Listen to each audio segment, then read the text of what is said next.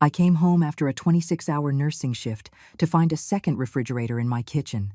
My son's wife said, with a dismissive air, "That one's mine. From now on, buy your own food." She had put little labels with her name on everything I had bought, forgetting that they were living there without paying a dime in rent. So I prepared a surprise that would be a rude awakening for them both. I got home after 26 straight hours at the hospital.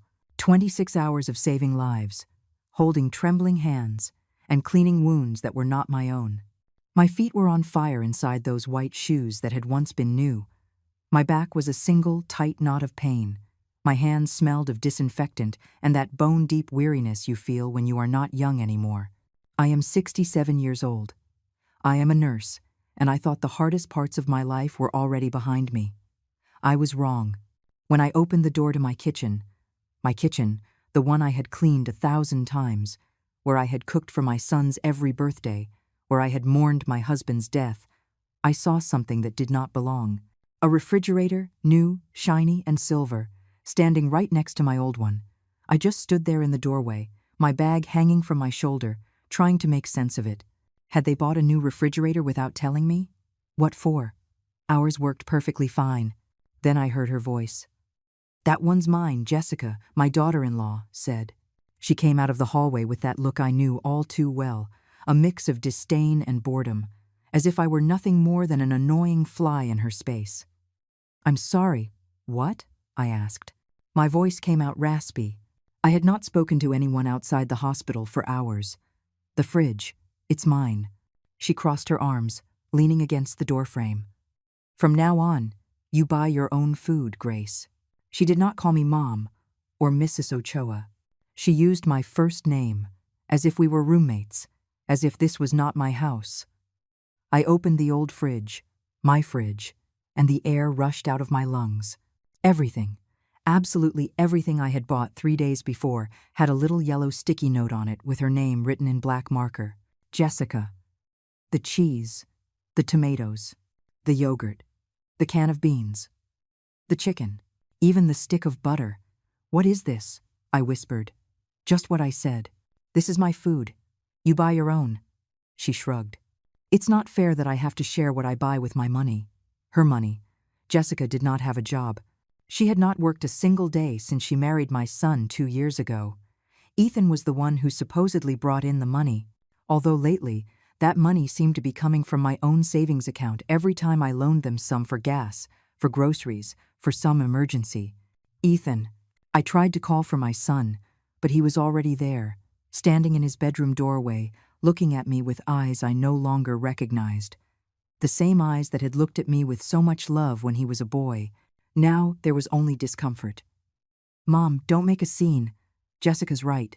Everyone should buy their own stuff. It's more organized this way." I felt the floor shift beneath me. "But I bought this. I paid for this week's groceries. And that's why it has your name on it, isn't it?" Jessica said, pointing to the labels. "Now we all know what belongs to who. It's easier." I wanted to scream. I wanted to rip off every single one of those damn yellow labels and throw them in her face. But I was so tired. So terribly, terribly tired. I just nodded. I went to my room. I closed the door. And for the first time in years, I sat on the edge of my bed and let myself feel the full weight of what had just happened. They were living in my house. The house I bought by myself, on a nurse's salary, after my husband died and left me with nothing but debt and an 8-year-old son with chronic asthma. I worked double shifts, triple shifts. I scrubbed hospital floors at 3 in the morning to pay the mortgage. I skipped meals so Ethan could have his medication. And now they were making me pay to eat in my own kitchen. I took off my shoes. My feet were swollen, red. I had a new blister on my left heel. I could not even remember when I had gotten it. I heard laughter from the living room. Jessica and Ethan were watching television. I heard the sound of the microwave, the smell of popcorn that I could not eat because it had her name on it. I closed my eyes, and in that silence, in the darkness of my own room, something inside me began to change. I did not know it yet, but that night, exhausted and humiliated, was the last night I would let them treat me like a stranger in my own home. Because sometimes, silence is not surrender. Sometimes, it is just the calm before the storm. If this story is touching your heart, subscribe to the channel to stay with me until the end. Because what is coming next, nobody saw it coming. Not even me. I thought the labels were the lowest they could go. That they could not sink me any further. How naive I was. 3 days later, I came back from another shift at the hospital. This time, only 12 hours. But it had been 12 hours of hell. A little girl with severe burns. An old man who died while I held his hand because he had no family. I came home wanting nothing more than a hot cup of tea and some quiet. I went into the bathroom, and there they were. More yellow labels. On the shampoo, on the bar of soap, on the toothpaste. Even on the toilet paper. Jessica. I stood there, frozen, staring at my own toothbrush. The only item without a label, as if it were the last thing I had left in the world. I walked out of the bathroom. I went to the kitchen. The pots had labels. The pans, the glasses, the plates. I opened the silverware drawer. Even the forks, the damned forks. Looking for something? Jessica's voice came from right behind me. I jumped. I had not heard her come in. Jessica, this is too much. Too much? She tilted her head with that smile that never reached her eyes. Grace, I'm just protecting my things. You know how it is. Sometimes things get lost, mixed up. This way, everyone knows what belongs to them. But I bought these pots. I bought these plates. 20 years ago. Oh. She shrugged. Then you should put your name on them too. I put mine on what's mine. And what exactly did you buy? The words came out sharper than I intended. Her eyes narrowed. Watch your tone, mother-in-law. I'm your son's wife. I deserve some respect. Respect. That word echoed in my head as she turned around and went back to the living room where the television was still on at full volume. That night, Jessica cooked. The smell filled the whole house. Pot roast. My favorite pot roast. The one I had taught her how to make when they were first married. In those early months, when we were still pretending to be a happy family, I stayed in my room. My stomach was growling. I had not had dinner. I only had coffee at the hospital. I thought about going out, about getting a small plate. It was pot roast. She had used my recipe. But I did not. I could not. Not after the labels. Not after understanding that every bite I took from that kitchen would be a defeat. I heard their laughter. Ethan and her. They were talking about a television series, about taking a vacation to Miami. When we sell your mom's car, we could have enough for the hotel, Jessica said. Silence. I don't know if she wants to sell it, Ethan replied, his voice weak. Oh, honey, that car is old. She hardly ever uses it. We need it more than she does. I did not hear what my son said back. I only heard that he did not defend me. The next morning, I went downstairs early. I had the day off. I needed to talk to Ethan. Alone. Without her.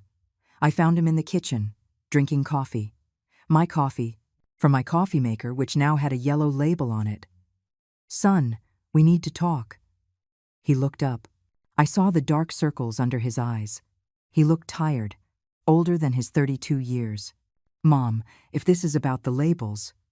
It's not just about the labels, Ethan. It's about everything. I sat down across from him. It's about how you talk to me. About how you treat me. This is my house. I know that. Do you? Do you really? Because it doesn't seem like it. I took a deep breath. You don't pay rent. You don't pay utilities. You don't pay the property taxes. Nothing. And now it turns out I can't even use my own soap. He rubbed his face. Mom, Jessica is my wife. I have to support her. If you don't like how she manages things, then maybe you should think about finding your own place. The world stopped. My own place? I don't mean it in a bad way, but we're a young couple. We need our space, privacy. We can't always be worrying about whether you're bothered by how we organize the house. My house, Ethan. My house. I know it's your house legally, Mom. You don't have to repeat it. His tone became irritated. But it's also where I live, where my wife lives. And frankly, sometimes I feel like Jessica is right. You're very old-fashioned. You don't understand how modern families work. I stood up. I did not say another word. What was there to say? I went up to my room. I pulled a box out of the closet, a box I had not opened in years. Inside were photos. Ethan as a baby. Ethan with his nebulizer, those huge eyes looking at me with fear every time he could not breathe.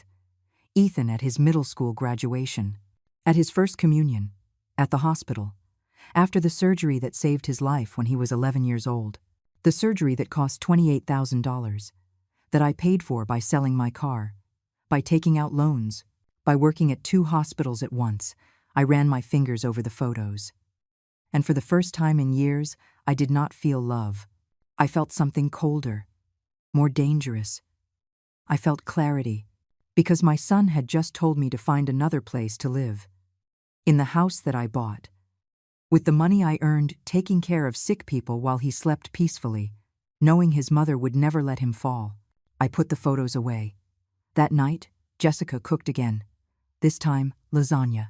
The smell was a dagger in my empty stomach. I did not leave my room. I stayed there in the darkness, listening to their laughter, and I began to plan. Because if 39 years of being a nurse had taught me anything, it was this: you do not cure pain by ignoring it. You cure it by cutting out what is rotten. And in that house, something had gone rotten.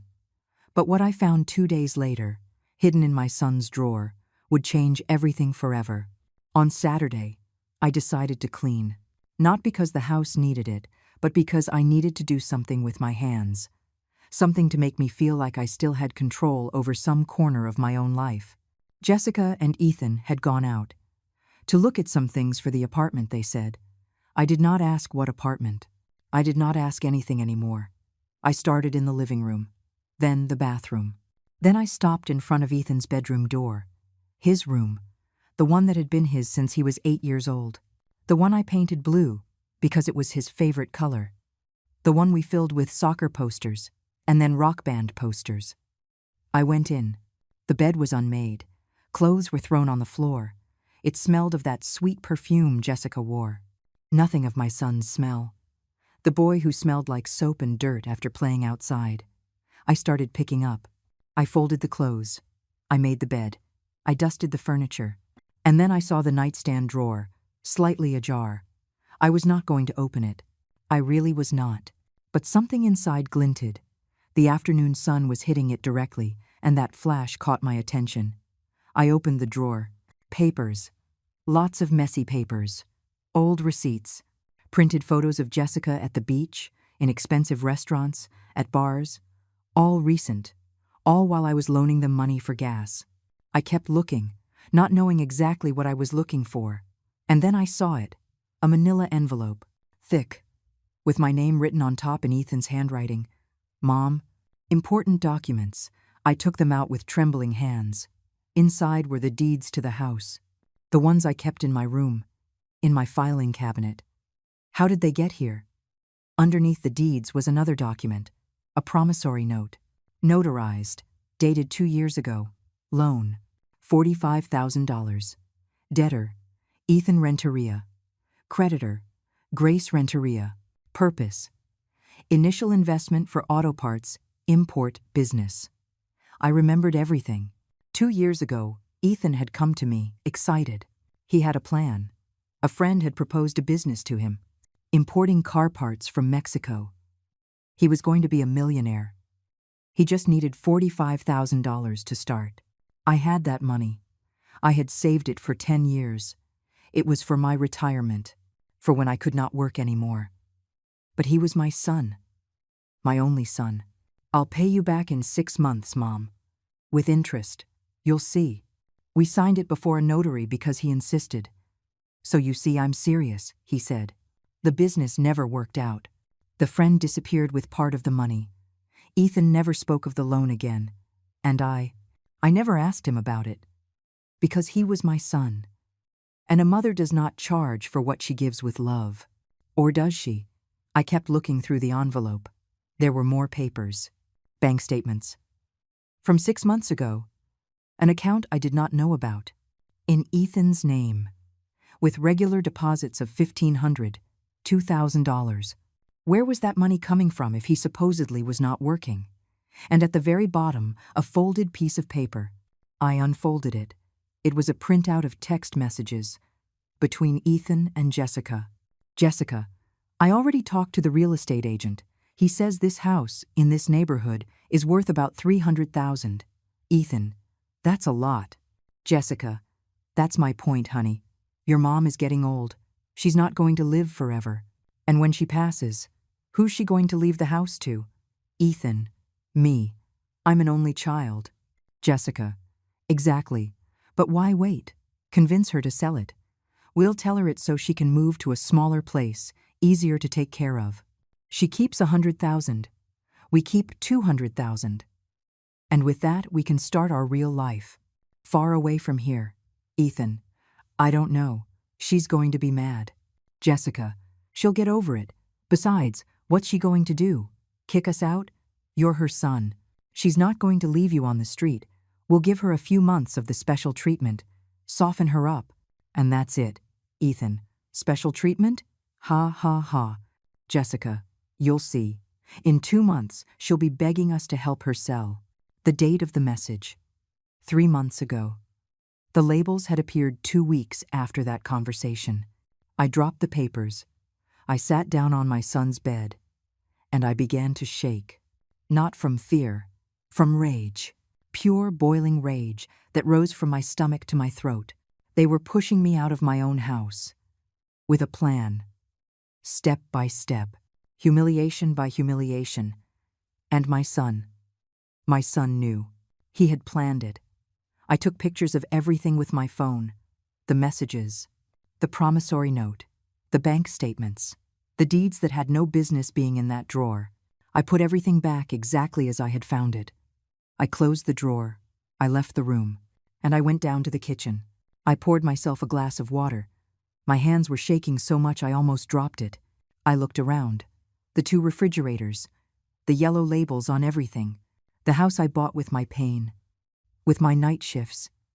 With my knees. Ruined from standing for 12 hours a day. The house where I raised my son alone after his father died. The son who now wanted to sell it, to go away with his wife. Far away from me. I wiped away tears I did not know were falling. And in that moment, something inside me broke for good, but not in the way they expected. I did not break down. I broke forward. Because one thing is to forgive. Another thing is to be a fool. And I had been a fool long enough. I took out my phone. I searched online. Eviction lawyer, Charlotte. Several names came up. I chose one. Mr. David Clark. Good reviews. An office near downtown? I dialed. A secretary answered. The Clark Law Group, good afternoon. Good afternoon. My voice sounded steady. Surprisingly steady. I need an urgent appointment. I want to evict someone from my property. Is it a tenant? No. It's my son. There was a brief silence. I see. When can you come in? Tomorrow, if possible. Let me check. Yes, we have an opening at 11 in the morning. I'll be there. I hung up. I heard the front door open. They were back. We're home, Jessica shouted in that sing-song voice she used when she was in a good mood. Grace, is there anything for dinner? I took a deep breath. I walked out of the kitchen with a smile. Not yet. Do you want me to make something? Jessica looked at me, surprised. Ethan, too. Yeah. Whatever's fine, my son said. Perfect. I nodded. I'll make you some eggs. It'll be ready in a moment. They looked at me strangely. Of course they did. I had barely spoken to them for days, barely left my room. But now I was smiling. Because now I knew something they did not know. Wars are not won by the one who shouts the loudest. They are won by the one who strikes when the enemy lets their guard down. That night I made them dinner. I set the table. I even washed the dishes. Jessica and Ethan exchanged confused glances. Are you okay, Mom? He asked. Very well, son. I just thought. You're right. I've been very tense. Sorry about that. Jessica smiled. A victorious smile. I'm glad you understand, Grace. In the end, we all want what's best for the family, right? Of course, I replied, looking her straight in the eye. What's best for the family? I went up to my room, closed the door, and for the first time in weeks, I slept soundly. Because tomorrow, the war would begin. And they did not even know they had already lost. What the lawyer told me the next day was the beginning of the end for them. On Monday, at 11 o'clock sharp, I was sitting across from Mr. David Clark. His office smelled of coffee and old paper. He had a huge bookshelf filled with legal codes. On the wall, his law degree hung next to a picture with the governor. He looked serious, but his eyes were kind. "Tell me everything, Mrs. Renteria. Take your time." And I told him. The labels, the messages, the loan they never paid back, the house in my name, everything. He took notes, nodding from time to time. When I finished, he took off his glasses and looked at me intently. "Do you have proof of all this?" "I have pictures of the messages. I have the notarized promissory note for the loan. I have the deeds to the house. Everything is in my name. Do they pay rent? No. Nothing? Utilities? Not those either. I pay for everything. Electricity, water, gas, property taxes, internet, everything." He nodded slowly. "Ma'am, legally, you have every right to evict them. It's your property. They don't have a lease agreement. They don't pay for anything. They are what we call occupants without title." He paused. "But he's your son. Are you sure about this?" I was silent for a moment. Was I sure? I thought about the yellow labels, about the messages planning to sell my house, about Ethan telling me to find another place. "Yes," I replied. "I'm sure." "All right, I'll need you to sign a power of attorney. We'll start the legal process. It will take a few weeks, but we can speed things up if they don't cooperate." He opened a folder. "We can also file a claim for the loan. With interest, we'd be talking about, let me calculate, around $62,000. The figure made my head spin. "That much? Interest accumulates, ma'am." "And your son signed a legal promissory note. That's money you can claim." I signed the papers. I paid the retainer for his fees, $1,500, money I had saved for emergencies. This was an emergency. I left the office with a strange feeling in my chest, as if I had just jumped out of an airplane without being sure if the parachute would open. But there was no turning back now. That same night, I got home later than usual. I had stopped by the grocery store. I bought my things. My own. The ones I would label if necessary. When I opened the door, I heard voices in the living room. Many voices. I walked in and froze. Jessica's parents, Mark and Sharon, were sitting on my couch as if they owned the place. "Ah, the mother-in-law has arrived," Sharon said with a smile that did not reach her eyes. "Good evening," I murmured. "Grace, come, sit down," Jessica said, pointing to a chair, a single chair in my own living room while they occupied the couches. Saturday. What else could I do? "Look, Grace," Mark began, a heavy-set man with a mustache and a booming voice. "We've gathered here because we need to talk about something important, as a family. Jessica told us about the situation," he continued. "And we understand that it's difficult for you, but you have to be reasonable." "Reasonable about what?" I asked. "About the space," Sharon chimed in. "This house is big, yes, but 3 adults living together is complicated. The kids need their privacy. They're at an age to start their own family, and you, well, you're in a different stage of life now." I felt my blood boil. "Another stage?" "Don't take it the wrong way," Mark said. "We're just saying it might be better for everyone if you considered options." "What options?" Jessica leaned forward. "There are some very nice retirement communities, Grace. Places where you'd be with people your own age. With nurses. Activities. You wouldn't be lonely." "A nursing home," I said, my voice flat. "It's not a nursing home," Ethan said quickly. "They're like communities. And you wouldn't have to go far. There's one here in Charlotte, just off the highway. We went to see it. It's nice." "You went to see it?" I repeated. "Without me?" An uncomfortable silence. "We wanted to surprise you," Jessica said. "Look, we even took pictures." She showed me her phone. Photos of a gray building with gardens, small rooms, elderly people in wheelchairs. I saw myself there, in that place, waiting to die. "And this house?" I asked, my voice trembling. Well, Ethan scratched the back of his neck. Jessica and I would stay here. Eventually, maybe, we'd sell it. Get something smaller, but that would be later. Of course, I said. Later. The important thing is that you would be well taken care of, Sharon insisted. And the kids could start their real life. And who would pay for this community? I asked. More silence. Well, you have your pension from the hospital, Jessica said. And if you sell your car, you could cover the first few months. We'll figure it out after that. We'll figure it out. My car. The one I bought 5 years ago. The only luxury I had given myself in decades. And if I sell the car, how would I get to work? I still work, in case you've forgotten. Oh, Grace, Sharon sighed. At your age, you should be thinking about retiring, enjoying life. I'm 67 years old. Not 80, I snapped. But you work too much, Jessica said in a syrupy voice. You get tired, you get sick. Wouldn't it be better to rest? I looked at my son. He was not looking at me. He was looking at the floor. Is that what you want, Ethan? For me to leave? He looked up. I saw something in his eyes. Guilt? Shame? Mom, we just want what's best for you. What's best for me? I stood up. Or what's best for you? Don't start with your drama, Jessica said, rolling her eyes. It's not drama, Jessica. It's a question. What do you gain if I leave? You gain, she exploded. You gain peace of mind. You gain care. You gain not having to clean this huge house. This house that I bought. Oh, here we go. Always the same thing. My house, my house. Jessica stood up too. Yes, it's your house. But it's also where your son lives. Or what? Are you going to kick him out? Jessica, calm down, Mark said. I won't calm down. I'm sick of this situation. She turned to me.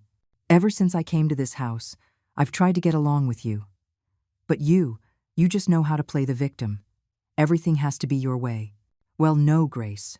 You're not the only one living here anymore.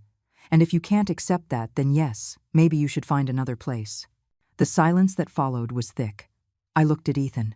Do you think the same? He rubbed his face. Mom, I think Jessica has a point. You can't keep controlling everything. This house, yes, you bought it. But it's also my home. And if I want to live here with my wife, that's my decision. Your decision? I felt something crack in my chest. And what am I? An obstacle? Nobody said that, Sharon intervened. It doesn't need to be said, I murmured. I turned around and walked up the stairs. Behind me, I heard Jessica. Oh, now she's mad. She'll get over it by tomorrow. And laughter, soft laughter. As if none of this mattered. I went into my room. I locked the door. And this time, I cried. I cried like I had not cried in years. I cried for the son I raised. For the sleepless nights when he had a fever. For the 3 jobs I worked to pay for his school. For every dollar I saved thinking about his future. I cried until there were no tears left. And when I was done, I washed my face. I looked in the mirror. My eyes were red, swollen, deep dark circles. But I also had something new in my gaze. Decision. I took out my phone. I found Mr. Clark's number. I sent him a text. Mr. Clark, proceed with everything. I want them out of my house as soon as possible. The reply came in seconds. Understood, Mrs. Renteria. We'll file the suit tomorrow. I put the phone away. I lay down, and before I fell asleep, I whispered into the darkness. Forgive me, Ethan, but I can't save you from yourself anymore. What happened 3 days later would make Jessica stop smiling forever. The next few days were strange. I acted normal. Too normal. I said good morning. I made my breakfast without complaining about the labels. I left for work. I came back. I shut myself in my room. Jessica was confused. I saw her looking at me several times with a frown, as if trying to figure out what had changed. Ethan simply avoided me. He left early, came back late. When we ran into each other, he would look away. Good. Let them think I had given up. Let them think I had accepted my fate as a burdensome old woman who would soon go quietly to a retirement home. But at night, when they were asleep, I worked. I observed. I listened. I investigated. I figured out their routines. Jessica would get up at noon. She would take a shower in my master bathroom, which now had a lock on the outside, and she would go out. Sometimes to the hair salon, sometimes for coffee with friends. She would come back with shopping bags. Target, Old Navy, brands I could never afford for myself. Ethan would leave early, supposedly to look for a job, but he would come back smelling of beer, of cigarettes, with red eyes. One Tuesday night, while they were watching a movie in the living room, I went into their room again. This time I knew exactly what I was looking for. I checked the pillowcase drawer. I went through the clothes. Nothing. I looked under the bed. Shoeboxes. I opened them one by one. In the third one, I found what I needed. Bank statements. Updated to last month.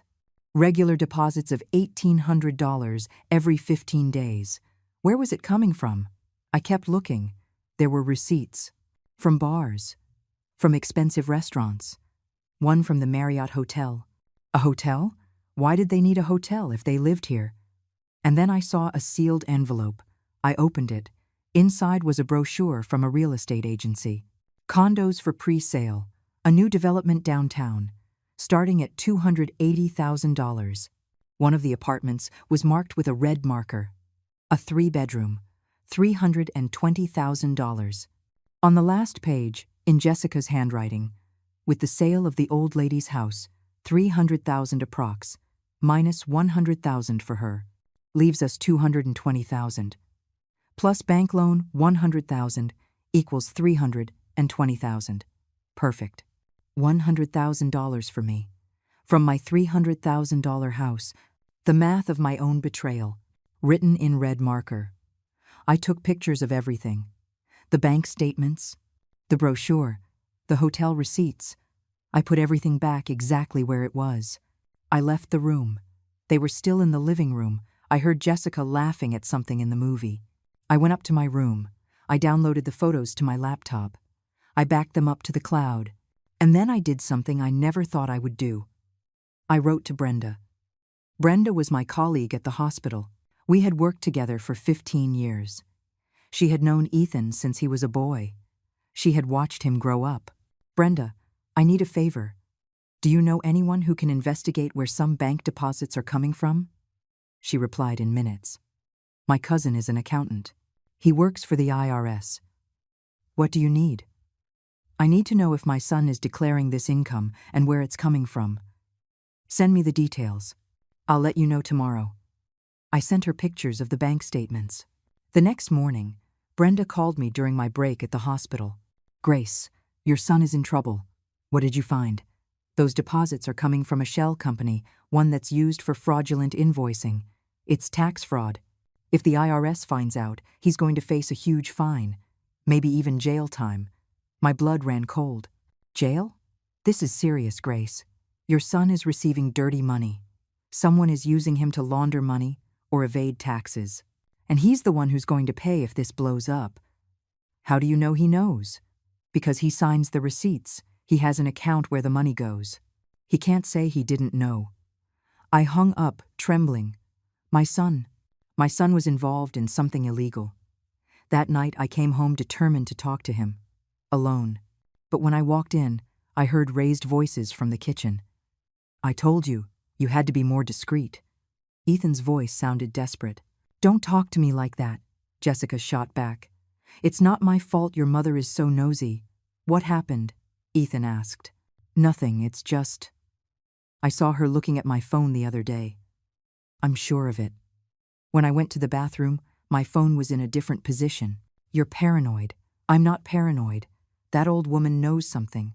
I can feel it. Silence. What could she know? Ethan asked. But his voice sounded nervous. I don't know. But we need to speed things up. Talk to her. Convince her to sell the house now. Or to sign it over to you. Something. The longer this takes, the riskier it gets. I can't push her anymore. She's already angry. Well, you find a way. Jessica's voice turned cold. Because if this falls through, Ethan, I'm leaving. I didn't come here to live with your mother forever. I came because you promised me a life, an apartment, trips, and so far all I have are labels in a kitchen that isn't even mine. I love you, Jess. You know that. Love doesn't pay the bills. Money does. I backed away from the door before they could discover me. I went up to my room, my heart racing. I had all the pieces now. The illegal money, the plans to sell the house, the pressure for me to leave. It was all connected. I took out my laptop. I opened a new document. And I started writing a timeline. With dates, with evidence, with photos. Every humiliation, every lie, every yellow label. I spent the whole night doing that, organizing my defense as if it were a case at the hospital, systematizing the pain. At dawn, I printed everything. 3 copies, one for the lawyer, one for me, and one for, well, I would see what it was for. I took a shower. I got dressed. I made coffee. When I went down to the kitchen, Ethan was already there. He looked terrible. Sunken eyes, unshaven. "Good morning," I said calmly. He looked at me, surprised. "Good morning, Mom. I made my breakfast. Toast. Black coffee. Fruit." He kept staring at me. "Are you okay?" he finally asked. I looked him in the eye. "Very well, son." "Why?" "I don't know. You seem different." I smiled. "I slept well. That's all." A lie. I had not slept at all. But he did not need to know that. I finished my breakfast. I washed my plate. I gathered my things. "I'm off to the hospital. I'll be back tonight." "Mom?" He stopped me before I left. "About the other day, about the retirement community. You don't have to decide now." "I know," I replied. "Don't worry about it." And I left. In the car, before starting the engine, I called Mr. Clark. "Mr. Clark, it's Grace. I have more information. I think my son is involved in something illegal. I have proof. Come to the office. Today, if you can. I'm on my way." I hung up. I started the car. And as I drove through the streets of Charlotte, with the morning sun on my face, I felt something I had not felt in months. Power, because I was no longer the foolish old woman who put up with everything for love. Now, I was the lioness protecting what was hers. And no one was going to drive this lioness out of her den. But what was about to come would not just get them out of my house. It would bring them to their knees before me. On Thursday, I returned from a 14-hour shift. It had been brutal. 2 code blues. A patient who did not make it. A family crying in my arms, asking me why God had taken her. I had no answers. I never did. I got home, dragging my feet. Everything hurt. My back, my knees, even my soul. All I wanted was a hot bath and to sleep. I opened the door. The smell hit me first. Food. Roasted chicken. Potatoes. The kind of smell that makes you salivate instantly. I walked into the kitchen, and I froze. My refrigerator was open. Empty. Completely empty. On the floor, next to the trash can, were my things. The yogurt I had bought 2 days ago, the ham, the cheddar cheese, the tomatoes, the tortillas, all thrown into a black garbage bag. "What?" I whispered. "Oh, you're here." Jessica came into the kitchen, wiping her hands on a napkin. She was wearing a new blouse, very expensive. I could tell from the tag still hanging from the collar. "I had to throw out your food." "You did what?" "It had gone bad," she said with a shrug. "It smelled horrible. It was contaminating my refrigerator. You know how it is. When things get mixed, everything ends up smelling bad." "That food was fine. I bought it 2 days ago." "Well, I smelled it, and it was rotten." She looked at me with those cold eyes. "Besides, Grace, I already told you. If you want to store food, buy your own fridge." Like I did. I looked at the trash bag. There it was. My week's worth of groceries. $20 thrown in the trash. Something inside me broke. It was not dramatic. It was not explosive. It was silent, like when a rope that has been stretched too tight finally snaps. It just broke. "Where's Ethan?" I asked in a hollow voice. "In the living room." "Why?" I did not answer. I walked to the living room. My son was sprawled on the couch, looking at his phone, a beer in his hand. The third empty bottle sat on the coffee table. Ethan. He looked up. "What's up, Mom? Your wife threw my food in the trash." "Oh yeah," she told me. It had gone bad. It had not gone bad. "Mom." He sighed as if I were a petulant child. "If Jessica says it was bad, it was bad. She knows about these things. She knows." I felt my voice crack. "I've been buying groceries for 40 years. I think I know when something is rotten. Just drop it." He got up, stumbling a little. He was drunk. "I'm tired of your drama." "My drama?" The words came out like knives. "My drama?" "Ethan, she threw out $20 worth of food. $20 that I earned working, while you sit here drinking beer that I paid for. You didn't pay for this beer. Jessica bought it." "With what money, Ethan? With what money does Jessica buy things if she doesn't work? That's not your problem. Of course it's my problem. You live in my house. You eat my food. You use my utilities." "That's enough," he shouted. For the first time in years, my son shouted at me. "I'm sick of it. Sick of everything being about you. Your house, your food, your money. We get it. You did everything. You're the great martyr, the saintly mother who sacrificed everything." The words hit me like fists. "Ethan, no, I'm tired, Mom. Tired of feeling guilty for existing, of feeling like I owe you every breath because you worked so hard. I didn't ask to be born. I didn't ask for Dad to die. Those were your choices, not mine." The silence that followed was unbearable. Jessica appeared in the doorway. She had a small, triumphant smile on her face. I looked at my son, at this 32-year-old man with eyes red from alcohol and rage, and I did not recognize him. The boy who used to hug my legs when he had nightmares. The teenager who brought me flowers on Mother's Day with his first paycheck. The young man who cried on my shoulder when his first girlfriend left him. That boy was gone. In his place was a stranger who hated me. "All right," I said, my voice so low I could barely hear myself. "All right." I turned around, went up the stairs, went into my room, locked the door, and then, for the first time in my life, I felt like I could not breathe. Not physically. My lungs were working, but something deeper, something in the center of my chest, had closed up. I sat on the bed and took out my phone. With trembling hands, I called my sister, Carol. She lived in Chicago. We did not see each other much, but we had always been there for each other. "Grace? What's wrong?" she answered, worried. It was 10 o'clock at night, and then I fell apart. I told her everything. Between sobs, between gasps, the labels, the messages, the loan, the food in the trash, Ethan's words. She did not interrupt, just listened. When I finished, there was silence. "Grace," she finally said, her voice serious, "you have to get him out of your house. He's my son. He's a freeloader. And that woman is a snake. They're going to leave you with nothing, and when they do, they'll leave. And you'll be left alone. Without a house, without money, without anything. But—" "No buts, sister. I know you love him, but love can't be this blind. Sometimes, loving someone means letting them fall. It's the only thing that wakes them up." I cried harder. I can't do that to him. Then prepare to lose everything, because that's what's going to happen." She hung up. I stayed there, alone, in the darkness, with the phone in my hand. And for the first time, I had a terrible thought. I thought, what if I leave?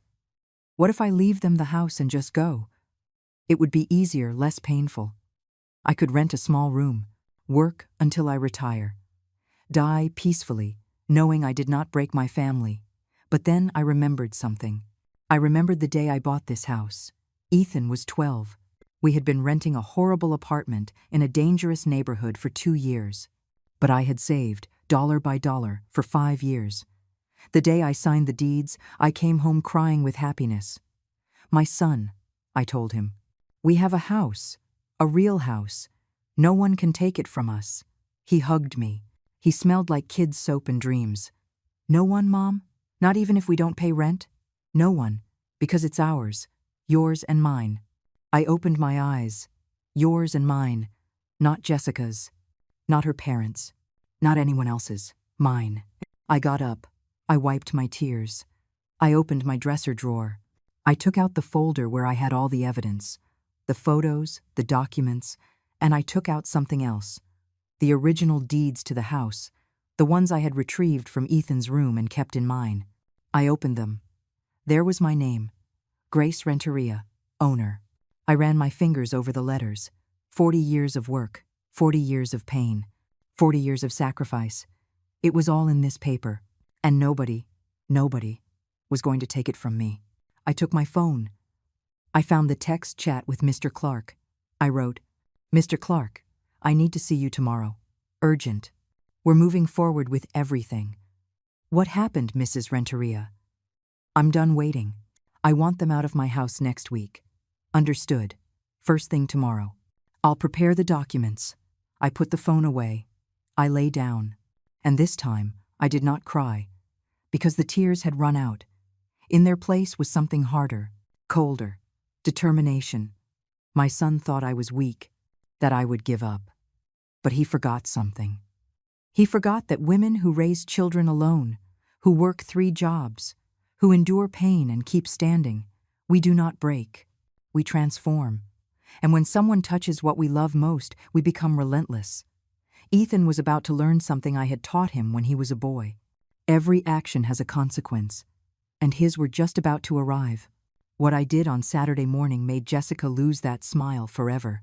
On Friday at 8 in the morning, I was sitting across from Mr. Clark. This time, I was not trembling. I was not crying. I was as steady as a rock. "Mrs. Renteria, I've prepared everything." He placed several documents on the desk. "Here is the eviction notice. Here is the lawsuit for the defaulted loan. $62,000 with interest. And here," he pulled out another paper, "is the lawsuit for moral damages and improper use of property. We've estimated $15,000 in addition." "Moral damages?" I asked. "You have suffered psychological abuse in your own home. Systematic humiliation. That has legal value." He looked at me seriously. "If we take this to trial, we could win even more. But I warn you, it will be long, painful, and public." "How long?" 6 months, maybe a year." I shook my head. "I don't have a year. I need them out now." "Then we have another option." He leaned back in his chair. "We confront them. We show them all the evidence. We make it clear that either they leave peacefully or we destroy them legally. With the evidence you have, especially about the illegal money, your son could go to jail." The word jail hit my chest. "I don't want him to go to jail. I know, but he doesn't have to know that." Mr. Clark leaned forward. "Fear can be more effective than any trial. If he believes he could go to prison, he'll cooperate. And if he doesn't, then we proceed with everything. Without mercy." He paused. "Ma'am, I know he's your son, but if you don't set boundaries now, they will destroy you. They will sell your house. They will leave you on the street. And they won't look back." I closed my eyes. I took a deep breath. "Let's do it. But I want to be there. I want to see their faces when they find out." "Are you sure?" "Completely. I signed the papers. All of them. The eviction notice. The lawsuit for the loan. Everything." Mr. Clark put them in a manila envelope. "When do you want us to serve them?" "Tomorrow, Saturday morning. When they're home, relaxed, confident." He nodded slowly. 10 o'clock tomorrow. I'll come personally with a process server." "Will you be there?" "I'll be there." That night, I got home earlier than usual. Jessica was in the living room, painting her nails. Ethan was asleep on the couch with his mouth open. "Hi," I said. Jessica barely looked at me. "Hi." I went up to my room, but not to hide. This time, to plan. I pulled an old suitcase out of the closet. I started packing my most important things. Documents, photos, clothes, my hospital uniforms. Everything I did not want them to touch. Because tomorrow, after the notice was served, I did not know what might happen. I stored the suitcase under the bed. Then I did something I never do. I opened my jewelry box. The one my mother gave me before she died. There were few things inside. A gold ring, my wedding earrings, a thin chain, and a photo. An old, faded photo of my husband, Robert, smiling. With baby Ethan in his arms, I took it out. I looked at it for a long time. "Forgive me, my love," I whispered. "I know you wanted me to take care of our son, but I think taking care of him now means letting him go, letting him fall, so he can learn." I put the photo away. I closed the jewelry box. And that night, for the first time in weeks, I slept deeply, without nightmares, without tears, because there was nothing left to decide. The decision had been made. On Saturday, I woke up at 7 in the morning. I showered. I dressed in my best clothes. Black pants, a white blouse, closed-toe shoes. I did my hair. I put on a little lipstick. I looked at myself in the mirror, and I saw a different woman. I was not the exhausted nurse. I was not the humiliated mother. I was Grace Renteria, owner of this house, a woman who raised a son alone, a woman who saved lives, a woman who was not going to be walked over anymore. I went down to the kitchen. I made coffee. I made scrambled eggs. I heated tortillas. Ethan came down with puffy eyes. "What are you doing?" he asked, surprised. "Making breakfast. Want some?" "Yeah." I served him. He ate in silence, glancing at me sideways. Jessica came down half an hour later. She was wearing a pink silk robe, a clean face. Without makeup, she looked younger, almost vulnerable. "Good morning," I said. "Good morning," she replied, suspicious. "What are we celebrating?" "Nothing. I just felt like making a nice breakfast." I served her too. "Sit down." She sat, but did not touch her food. "What do you want, Grace?" "Want? Nothing. Can't I make you breakfast?" "You can, but it's weird. You've barely spoken to us for weeks, and now, this." I smiled. "Maybe I'm just tired of fighting." Ethan and Jessica exchanged glances. At 9:30, my phone rang. It was Mr. Clark. "Mrs. Renteria, we're arriving." "Perfect.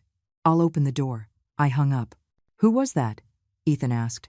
"No one important." I stood up. "I'll get the door. I'm expecting a delivery."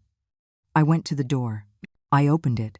There they were, Mr. Clark in his gray suit and a younger man with a briefcase. The process server. "Good morning, Mrs. Renteria." "Good morning. Please, come in." They entered. Ethan came out of the kitchen. "Who are you?" he asked. Mr. Clark spoke in a clear, professional voice. "Good morning. I am David Clark, an attorney. I am here to serve notice to Ethan Renteria and Jessica Salinas de Renteria regarding a legal action filed by Mrs. Grace Renteria." The silence that followed was absolute. Jessica appeared in the kitchen doorway. "A lawsuit? What are you talking about?" The process server took the documents out of his briefcase. "Ethan Renteria is hereby notified of 1. Immediate eviction from the property located at 847 Juarez Avenue, Charlotte. 2. A lawsuit for non-payment of a loan documented before a notary public. Total amount due, $62,000. 3. A lawsuit for moral damages and improper use of private property. Estimated amount, $15,000. Ethan turned pale. "Mom, what is this?" "This," I said in a firm voice, "is the end." Jessica snatched the papers from the process server's hands. "This is crazy. You can't sue us. We're your family." "Family." I repeated the word as if it were poison. Family that put labels on my own food. Family that planned to sell my house out from under me. Family that threw $20 worth of my food in the trash. "Mom, wait." Ethan took a step toward me. "We can talk. You don't have to do this." "There's nothing left to talk about, Ethan. You had months to talk. You had 1,000 opportunities to treat me like your mother, and you chose to treat me like trash." "That's not true. I love you." "You love me?" The laugh that escaped me sounded bitter. "You loved me so much, you told your wife to convince me to sell my house. You loved me so much, you told me to find another place to live. You loved me so much, you screamed that you didn't ask to be born." He fell silent. "Mr. Clark continued, "You have 72 hours to vacate the property. If you do not do so voluntarily, we will proceed with a judicial eviction. Furthermore, Mr. Renteria has 30 days to respond to the loan lawsuit. Otherwise, we will proceed with the seizure of assets. We have nowhere to go, Jessica screamed. That is not my client's problem, Mr. Clark replied coldly. You have family, you have options, but you no longer have the right to be here. You're a monster, Jessica spat at me. A bitter old woman who can't stand to see her son happy. I looked her straight in the eye. No, I'm a woman who will no longer allow herself to be walked over in her own house. I turned around. I went up the stairs. Behind me, I heard shouts, cries, pleas. I closed my bedroom door, I sat on the bed, and I breathed. For the first time in months, I truly breathed, because the weight I had been carrying for so long had finally been lifted. I was no longer their victim. I was their judge. But what I found at my door 3 hours later would make me question everything. 3 hours after the lawyer left, everything was silent. A thick, dangerous silence. I stayed in my room, listening, waiting. I heard hurried footsteps, doors slamming, Jessica crying, Ethan talking on the phone in a desperate voice. And then, nothing. I peeked out the window. The car was still in the driveway. They had not left. I went downstairs carefully. The living room was empty. The kitchen, too. Then I saw something on the refrigerator door. A note, written in Ethan's handwriting. Mom, we went to Jessica's parents. We'll be back tomorrow to talk. Please, reconsider. We're family. Don't do this. I ripped the note off. I balled it up. I threw it in the trash. Family. How easy it was to use that word when it suited you. I spent the rest of Saturday cleaning, taking off all the yellow labels, one by one, with rage, with satisfaction. Every label I tore off was a piece of dignity I was reclaiming. I cleaned out Jessica's refrigerator. I emptied it completely. I threw all her food in the trash. I felt a dark pleasure doing it. Now you know how it feels, I thought. That night, I slept with the door locked. Sunday dawned cloudy. Gray. I got up early. I made coffee. I sat in the kitchen to wait. I knew they would be back. And I was right. At 10 in the morning, I heard the car. Voices. The door opening. They came in. Ethan, Jessica, and her parents. All 4 of them. Mark came in first. His face was red with anger. Where is she? He shouted. I'm right here, I said, coming out of the kitchen. He saw me and advanced. His finger pointed at me. Who do you think you are, suing my daughter? I'm the owner of this house, and your daughter is an abuser. My daughter is not an abuser. You're the one who doesn't know how to live with people. Mark, I said with a calmness I did not know I had. Your daughter put labels on my food. In my own house. She threw my food in the trash. She treated me like garbage. And you? You told me to go to a nursing home so they could have my house. Nobody said that. Sharon intervened. Of course you did. Here, in this living room, 2 weeks ago, we were looking for options. For your own good. For my own good, I repeated. Selling my house is for my own good? Putting me in a nursing home and leaving me with scraps is for my own good? That house is worth $300,000, Jessica yelled. We weren't going to leave you with nothing. Oh, I nodded. You were going to leave me with 100,000? Like it says in your note, the one I found, where you calculated how much you'd have left after selling my house. She fell silent. What note? Ethan asked. The note your wife wrote on a condo brochure, where she planned to steal $220,000 from my own house. It's not stealing, Jessica muttered. We were going to give you your share. My share?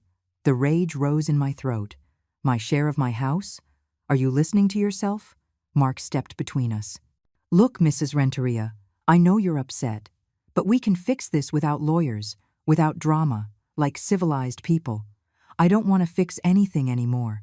Don't be stubborn, he shouted. If this goes to trial, everyone loses. Not me. I have all the proof. Messages, documents, witnesses. I looked at them one by one, and I have something else. Something I discovered this week. Ethan turned pale. Mom, no. Your son, I said, looking at Mark, is receiving illegal money. Deposits from a shell company. Tax fraud. If the IRS finds out, he goes to jail.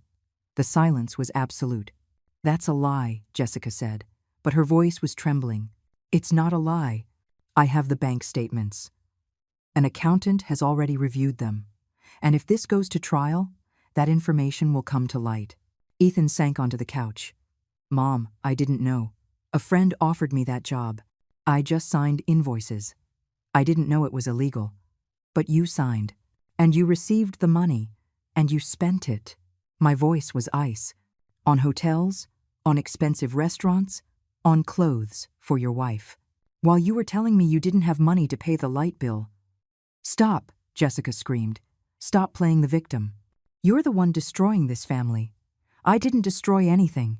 You did. Label by label. Humiliation by humiliation. They were just labels. It's not a big deal. They weren't just labels. I shouted for the first time, and my voice echoed through the house. They were a message that I didn't matter anymore, that in my own home I was a stranger, that everything I built, everything I worked for, everything I sacrificed was worth nothing. The silence that followed was deafening. You have until Tuesday to get out of my house, I said in a firm voice. If you don't, the police will come, the sheriff, and they'll remove you by force. With all your things on the street, for the neighbors to see. Mom, please. Ethan knelt before me. Tears rolled down his cheeks. Please, don't do this. I'm your son. Your only son. Something broke in my chest, seeing him like that. But I did not back down. Precisely because you are my son, Ethan. Because I love you. I have to do this. I bent down to be at his level. I spent your whole life saving you. From your illnesses, from your debts, from your mistakes, and all I managed to do was make you believe there would always be someone to clean up your messes. That's not true. Yes, it is. And you know it. I wiped a tear from his cheek. You're 32 years old. You don't work. You live off others. Your wife doesn't work.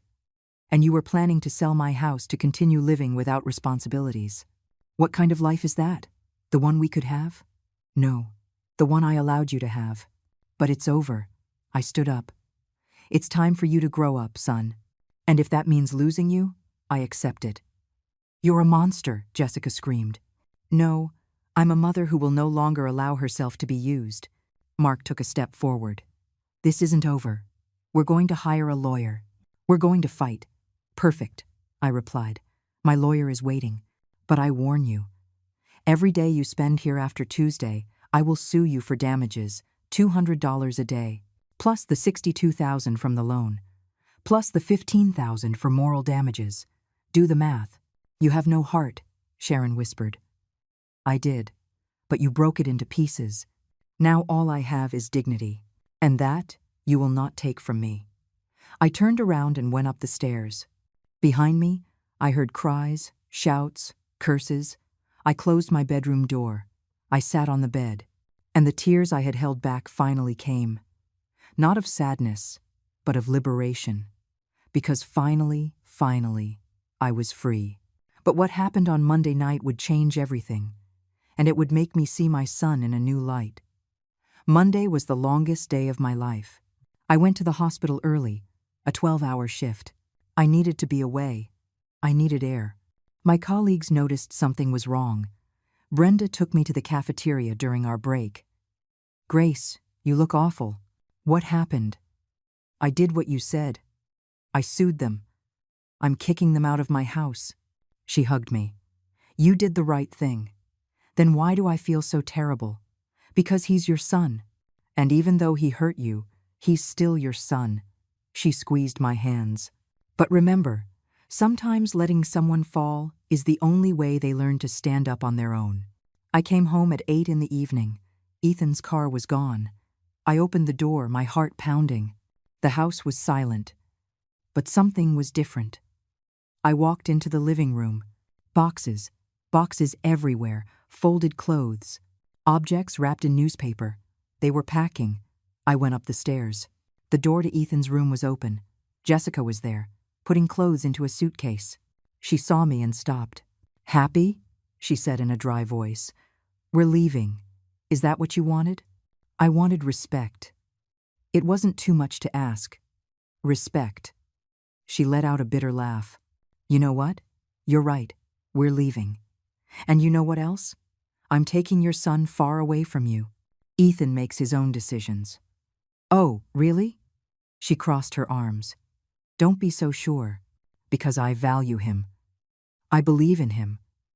Not like you, who only ever reminds him of everything you did for him. As if it were an eternal debt. Her words hit me. I never made him feel that. Of course you did. Every time you talk. I worked. I paid. I sacrificed. Do you know what that does to a person? It makes them feel like they'll never be enough, that they'll never be able to repay you. I was silent. That's why he drinks. That's why he can't get a job. Because he's so afraid of disappointing the great Grace Renteria, the woman who did it all on her own, that he'd rather not even try. That's not… Yes, it is. And deep down, you know it. But it's easier to blame me. To make me the villain. When the truth is, you kept him that way. Dependent. Useless. Because if he grew up, he wouldn't need you anymore. And you need to be needed. I felt the floor move beneath me. Get out of my house, I whispered. With pleasure. She walked out of the room, bumping my shoulder as she passed. I stood there in the hallway, breathing heavily. Was she right? Was all of this my fault? I went downstairs like a zombie. I went into the kitchen. I sat at the table. And then I heard the front door open. It was Ethan. He came in alone. Without Jessica. His eyes were red. Mom, I need to talk to you. There's nothing to… Please. His voice broke. Just hear me out. 5 minutes. I nodded without looking at him. He sat down across from me. You're right about everything, he said. Everything. I'm useless. A freeloader. A terrible son. I know. I did not respond. Jessica left me an hour ago. She told me that if I couldn't convince you to drop the lawsuit, she was leaving. I told her I couldn't ask you to do that. And she left. He wiped his eyes. Her parents came to get her. She told me to call her when I grew up and became a real man. But as long as I was living off my mom, she didn't want anything to do with me. I felt a bitter satisfaction. I'm sorry, he continued. I'm sorry for being so weak, so cowardly. I'm sorry for yelling at you that I didn't ask to be born. That was the most horrible thing I've ever said in my life. Tears started to fall down my cheeks. Mom, I did ask to be born, because having you as a mom was the best thing that could have ever happened to me. And I ruined everything. Ethan, no. Let me finish. He took a deep breath. That money from the invoices, I did know it was wrong. Not at first, but later, I did. And I kept doing it because it was easy, because it was fast money, and because Jessica wanted things. And I wanted her to see me as someone successful. Son, I'm going to pay the money back. I don't know how, but I'm going to do it.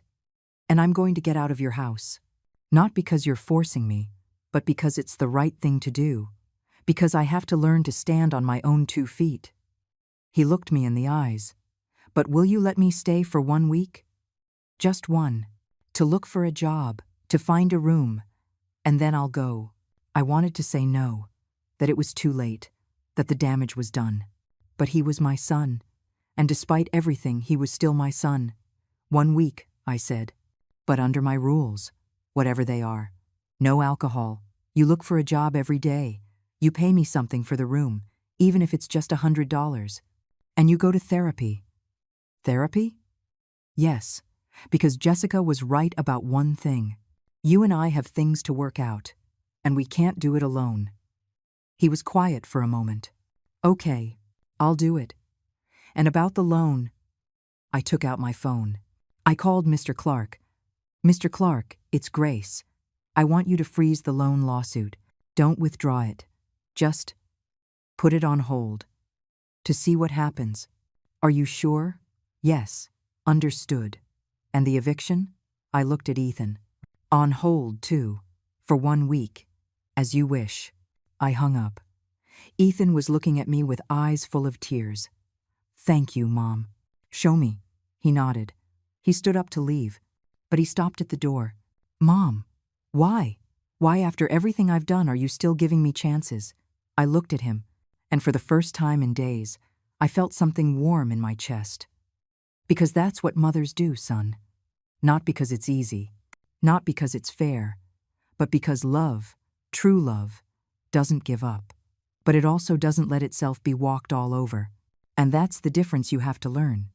He stood there, in the doorway, and for the first time in years, I saw something in his eyes that I had lost. I saw the boy I knew, the boy who hugged me when he was scared, the boy who promised to take care of me when he grew up. That boy was still there, buried under layers of mistakes and lies. But he was there. And for the first time, I had hope. Not that everything would be fixed overnight, but that maybe, just maybe, not all was lost. The next 3 days were strange.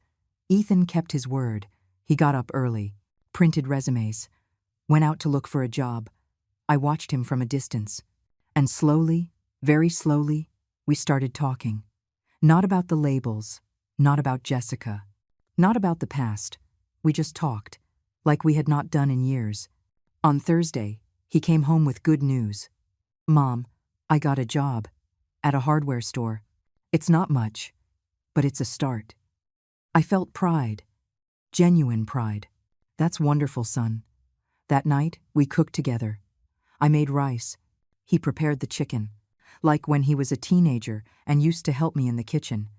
And while we were eating, he told me something that broke my heart. Mom, I found a room. Downtown. It's small, but my salary will cover it. When are you moving? Monday. That is, if you want me to go. I looked at him. Do you want to go? I think so. I think I need to.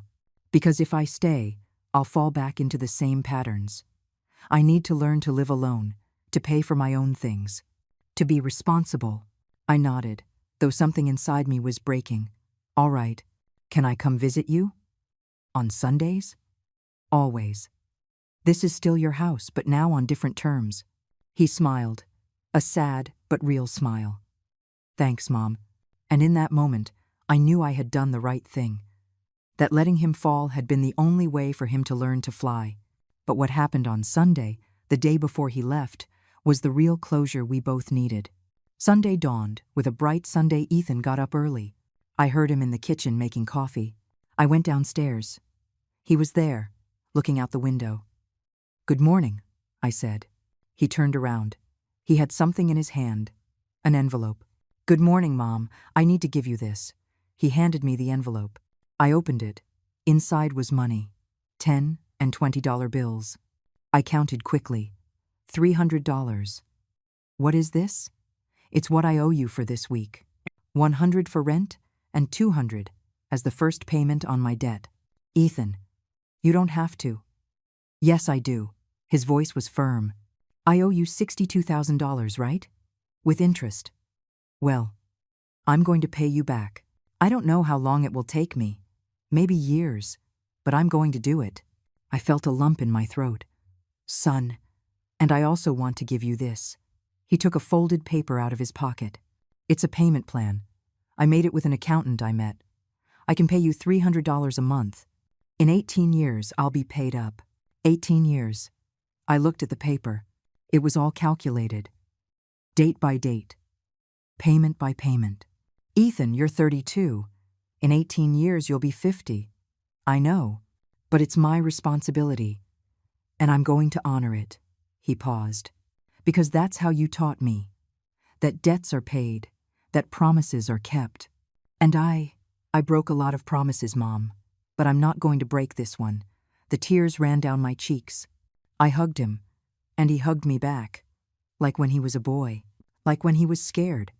Like when he needed me. Only now it was different. Now he did not need me to save him. He was hugging me because he loved me. And that changed everything. That afternoon, I helped him pack his last things. While we were folding clothes, he said, You know, Jessica texted me yesterday. I looked up. What did she want? She asked if you had dropped the lawsuit. I told her no. That you were right. That I had been an idiot. He smiled bitterly. She told me I was a loser. That I would never amount to anything. and that she hoped I'd rot in my mom's house forever. I'm sorry, son. Don't be. He looked at me. Because she was right about one thing. I was a loser, but I don't want to be one anymore. And if I have to lose her to stop being one, then so be it. I sat on the bed. Do you miss her? Sometimes. But more than her, I miss who I thought I was when I was with her. He closed the suitcase. I thought I was important, successful. But it was a lie. It was all money that wasn't mine. A house that wasn't mine. A life that wasn't mine. And now? Now I have a 10 by 10 room, a job that pays $600 every 2 weeks, and a $62,000 debt. He let out a laugh. But it's mine. It's my life. For the first time in years, I felt pride, deep and real. Your father would be proud. He fell silent, his eyes filled with tears. You think so? I know so, because your father made mistakes, too. Lots of them. But he always got back up. He always tried. And that's what you're doing. He wiped his tears. Can I confess something to you? Of course. For years, I hated you. Not all the time. But sometimes I did. Because you were always perfect. The perfect nurse. The perfect mother. The one who did everything right. And I could never measure up. I was always the son who needed help. The sick son. The son who cost money. Son. And when I met Jessica, she made me feel enough. Like I didn't have to be perfect. Like I could just be. He took a deep breath. But the truth is, she didn't love me. She loved what I could give her. And when I couldn't give her any more, she left. Not all women are like that. I know, because you're not like that. You could have left. You could have let me fall when all this started. But you didn't. You gave me one last chance. And that, Mom, nobody else would have done that. He hugged me again. And in that hug was everything. The forgiveness, the pain, the love, the hope. At 5 o'clock in the afternoon, the moving truck arrived. Well, it was not really a truck. It was a friend's pickup that Ethan had hired for $20. Between the two of us, we loaded his things. There were not many. A disassembled bed, boxes of clothes, a few pieces of furniture. The neighbors watched us from their windows. Mrs. Gable from next door came out. Is the boy leaving, Grace? Yes, Mrs. Gable. He's moving out on his own. Oh, that's good. It's about time. A man should stand on his own 2 feet. She looked at Ethan. You work hard, son, and visit your mother often. She needs you. I will, Mrs. Gable, I promise. When we finished loading everything, Ethan stood in front of the house, looking at it, as if he were seeing it for the first time, or the last. I grew up here, he said softly. I took my first steps here. I had nightmares here, and you would calm me down.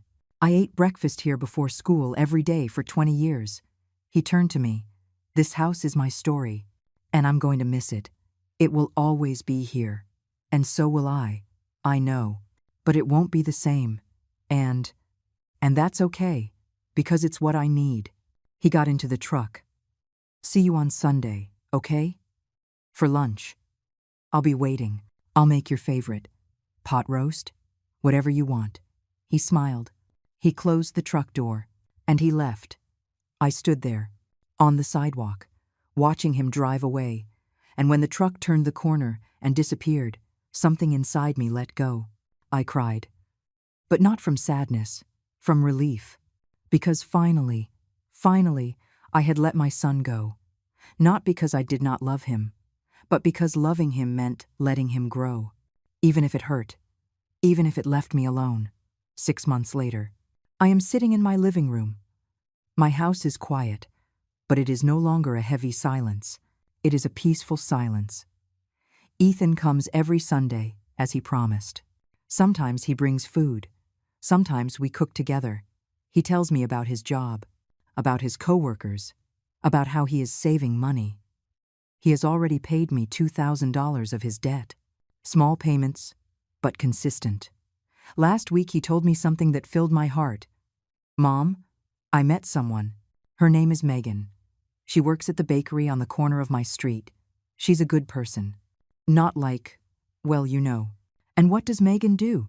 She works, she studies at night. Business administration. She wants to open her own business someday. He smiled. I like that she has her own dreams, that she doesn't need me to solve her life for her. I'd like to meet her. I'll bring her soon. But, slowly. I'm taking everything slowly now, and that gave me more joy than anything else. Jessica tried to come back 3 months ago. She showed up at the door, crying, saying she had made a mistake, that she loved Ethan, that he should forgive her. But Ethan told her something I will never forget. I have nothing to forgive you for. You taught me something important. You taught me that love isn't labels on a refrigerator. It's not staying with someone because it's comfortable. It's choosing every day to be there. And you didn't choose me. You chose my house, my money, my comfort. And when that was gone, you were gone too. So thank you. But no. She left in tears. And Ethan came back into the house. He hugged me. Thank you for not letting me fall back into the same trap. I didn't do anything. You did it on your own. No, I did it because you taught me. With force, with lawsuits, with pain. But you taught me. Today is Sunday. I made pot roast, Ethan's favorite. I also invited Brenda. And my sister Carol, who came from Chicago. Ethan arrived with Megan.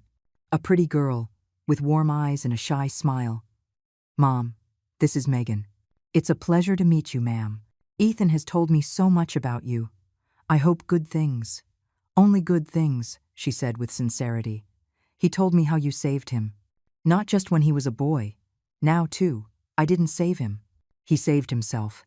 Ethan looked at me. No, Mom. You saved me. By letting me fall. It was the shock I needed to wake up. We ate together. We laughed. We talked. And at that table, surrounded by my son who had finally found his way, I felt something I had not felt in years. Peace. Not because everything was perfect, but because I had finally done the right thing.